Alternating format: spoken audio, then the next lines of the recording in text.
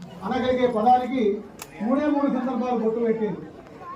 దాన్ని మనం విలువ చేయలేము. ఈ విలువ తెలుసుకోనైనా దేవుని పెళ్లి అయినప్పుడైనా పెద్ద పంతులు ఇప్పుడు నడి పంతులు మొదలై చెప్తున్నాడు, మీ ఇళ్ళ పెళ్లి అయినా మీకు ఆగమే, దేవుని పెళ్లి అయినా మీకు ఆగమే.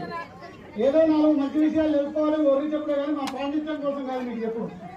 మీరు నమ్మరు. గంగన్నకు మా అభిమానం కలిగిన వ్యక్తులందరికీ తెలుసు. కేవలం మా ముగ్గురు భక్తులు మంగళార్తులు మంచి మాటలు చెప్పేటందుకు కూడా ఆహ్వానం చేసిన అప్లికేషన్స్ 10 ఉన్నాయి ఇంకా. కానీ మన ఊర్లో మన జనం మధ్యలో మనం నమస్కారం చేసేటోళ్ళ మధ్యలో మనం చెప్పుకోవాలనే తప్ప సిద్ధక్షేత్రమైనటువంటి రామాజీపేటలో కూడా అరే మీరు వస్తే బాగుంటుందా అన్నటువంటి ఆహ్వానాన్ని తిరస్కరించి కూడా ఇక్కడ ఎన్నుకున్నామంటే ఎక్కడో కొండపై పర్వతం కూడా కొట్టుకునే దానికంటే ఉన్న కూడా మీతో అనుకుంటూ పడుకుంటూ ఉండడమే మంచిదనే తప్ప ఇది పైశాచకో పెత్తనానికో సన్మానానికో సభలకో చేస్తున్న కార్యక్రమం కాదు. చెప్పాల్సిన ముఖ్య అంశం ఏంటి అంటే ఆడి జన్మకు 3 సార్లు మొగాడు ముట్టి బొట్టు పెట్టేది. ఒకటి మొట్టమొదటి కన్యా వచ్చినప్పుడు మీ పెళ్లిలకు వెనుక తిరిగి చూసుకుంటే తెలుస్తుంది. అయ్యగారు పండిత ముసురు చెప్తారు, పిల్లగా లేవని చేతుల కుంకుమ పెట్టుకుని అమ్మాయికి జడ కాబట్టి ఆ నుదురుకు 3 సార్లు బొట్టు పెట్టుకోవాలి. ఇది కన్యత్వాన్ని శ్రీమతిగా మార్చేందుకు పెట్టే మొట్టమొదటి బొట్టు. రెండవది తొలి సంతానం. మొన్నటి కార్యక్రమంలో మమ్మల్ని 1000 మంది అడిగారు, చిన్న పంతులు నువ్వు చేయక పెద్ద పంతులు ఎందుకు చేసిండు అని.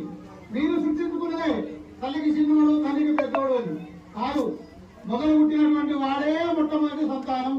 మిగతా అన్ని జనం కోసమే 3 కొడుకులు 4 బిడ్డలై ఇతరులు చెప్పుకునేందుకు కనుడే తప్ప అసలు కనుడంటే ఏందో తెలియని మాయ ప్రపంచమే సంసారం. ఆ సంసారంలో మొట్టమొదటి వచ్చిన సంతానపు గర్భవతిగా ఎప్పుడైతే అవుతుందో 5వ నెల శ్రీమంతంలో మొగడు వచ్చి బొట్టు పెడతాడు. ఇది 2వ బొట్టు.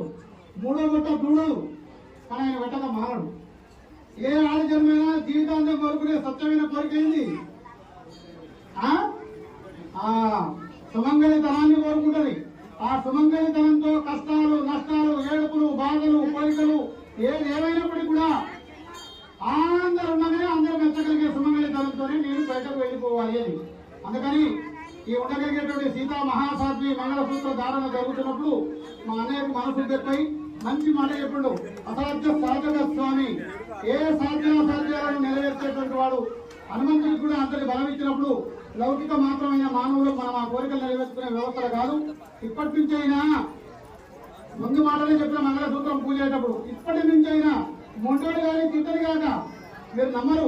మా ఇంట్లో ఒక మహా పండితుని భార్యను ఊరికి ఆయన ఏమని పిలిచారో తెలిసిన ప్రేమకు నోటి మీద వేరేసుకుంటారు.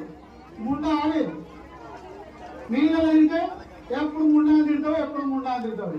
ఆ ముండాన్ని తింటే అధికారం